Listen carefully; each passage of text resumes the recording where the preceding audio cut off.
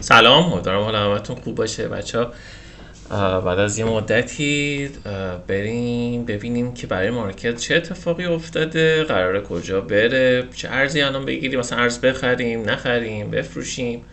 از جمله مسائلی هستش که خیلی باید حواسمون به این روزا بهش باشه. این دامیننس آدرز دامیننس بسیار مهمی هست. هر بار که تو تایم هفتگی به این خط برخورد کرده، رشد های بسیار خوبی از آلت کوین ها ما شاهد بودیم. اینکه چرا ما هنوز آلت کوین هامون به سود نرسیده، چرا هنوز حسابمون رشد نکرده، فقط یک سری خاص از آلت کوین ها اومدن رشد کردن، دلیلش اینه، به خاطر اینه که چارت آدرز ما درگیر یک ناحیه‌ای هست که متاسفانه نقدینگی زیادی اونجا وجود داره. برای اینکه بتونم سود 10 برابری یا 5 برابری یا حتی 3 برابری از آلت کوین ها داشته باشم، باید این محدوده بشکنه به سمت بالا. خیلی این خط رونده مهم نیست، این خط رونده خیلی کارایی نداره چون این تایم هفتگیه. خب تو تایم هفتگی نیاز نیست که من حتما بگم که آقا باید این خط رونده شکسته بشه. خیلی تاثیر میتونه داشته باشه، اما ما با ایندوسمنت ها کار داریم، جایی که نقدینگی هست کار داریم. یعنی این محدوده بشکنه، آلتکوین میتونن رشد خوبی رو تا این ناحیه ها داشته باشن و حتی بعد از شکست، چون این نواحی دیگه در استفاده شده، این نواحی در حقیقت استفاده شده، میتونه تا سقف کانال بره و آلت کوین ها ورود پول بسیار جذابی داشته باشن. این از شارت آدرز تو تایم هفتگی. پس تو تایم هفتگی من میام مسیر رو مشخص میکنم.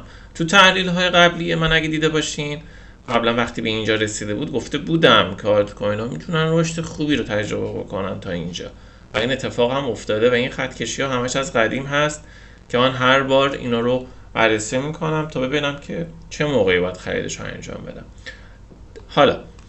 حالا این که بخوام الان خریدی انجام بدم یا نه، پیشنهاد میکنم که یه مقدار دست نگه دارین یا به صورت پله‌ای خریداتون رو انجام بدین، چون احتمال داره که قیمت بخواد یه همچین مسیری رو بره. رنگش هم قرمز بکنم. احتمال داره که قیمت بخواد به اینا یه واکنش نشون بده یا با یه خبر خوب کلن بخواد اینجا رو به این سبک بیاد، یعنی اینجوری بیاد بالا، یه پول بک بزنه و بعد بیاد برای سقف، که این خیلی جالبتر و جذابتر خواهد بود برای ما.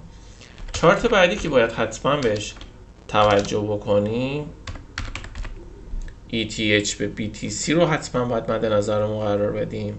بعد ببینیم که اون چی میخواد به ما بگه. این چارت نگاه کن، دقیقا از این کفی که گرفتیم و باز هم تو تحلیل های قبلی من هست و امیدوارم که دیده باشین که گفته شده که بعد از زدن این نقدینگی میتونه تا این خط روند خودش بالا بیاد. الان دقیقا خورده به اونجا.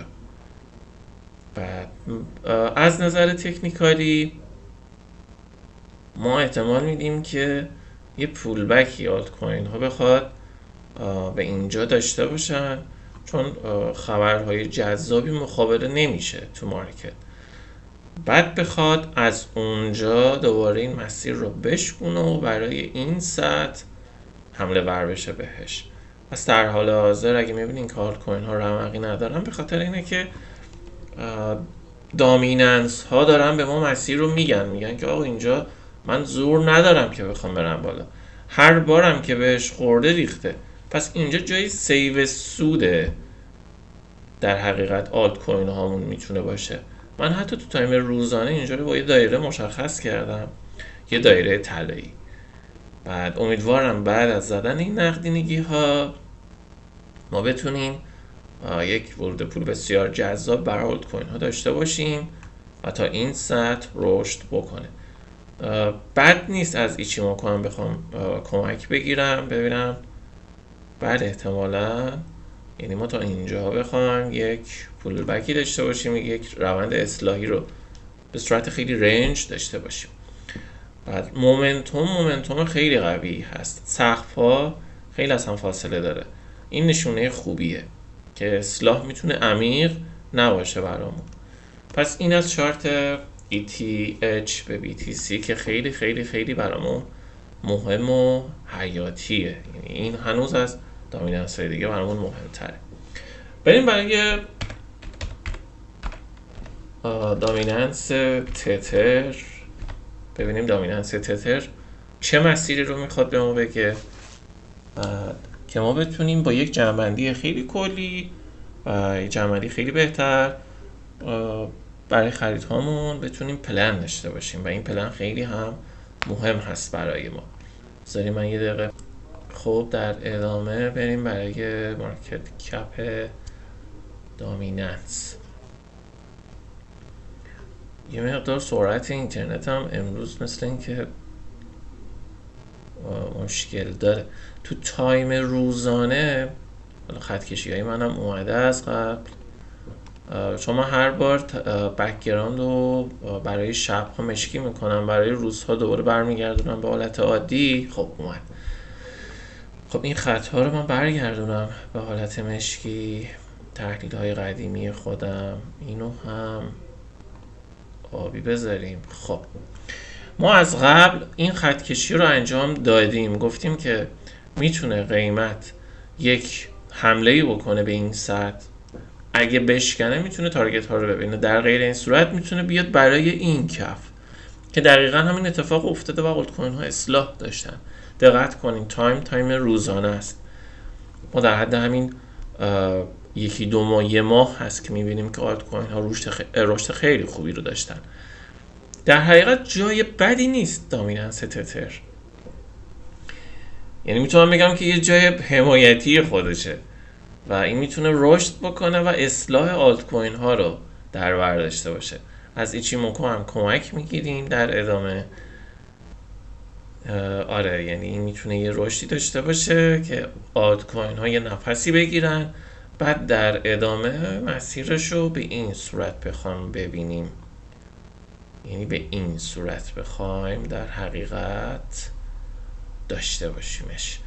بریم تو تایم هفتگی ببینیم تو تایم هفتگی چه داستانی داریم، چه مسیری رو باید مشخص بکنیم براش. برای هفتگی هم جای جذابی نیست، دقیقا میخواد یک رشد داشته باشه دامیننس تتر و این باعث میشه که آلت کوین های من اصلاح بدن. پس این نکته رو مد نظرتون قرار بدین. هرچند این حمایت میتونه شکننده باشه، یه مسیر دیگه هم که میتونیم بهش بدیم اینه که فقط تا اینجا بخواد رشد بکنه بعد بیاد پایین، یعنی یک اصلاح جزئی و بعد رشد آلت کوین ها رو در بر داشته باشیم. فعلا سفارش های زیادی این منطقه به وجود اومده که بخواد بعد ناحیه همچین اصلاحی به ما بده.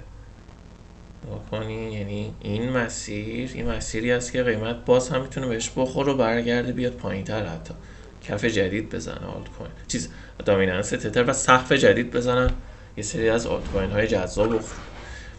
در ادامه میخوام یک ارزی رو بهتون معرفی بکنم که میتونه رشد خیلی خوبی داشته باشه.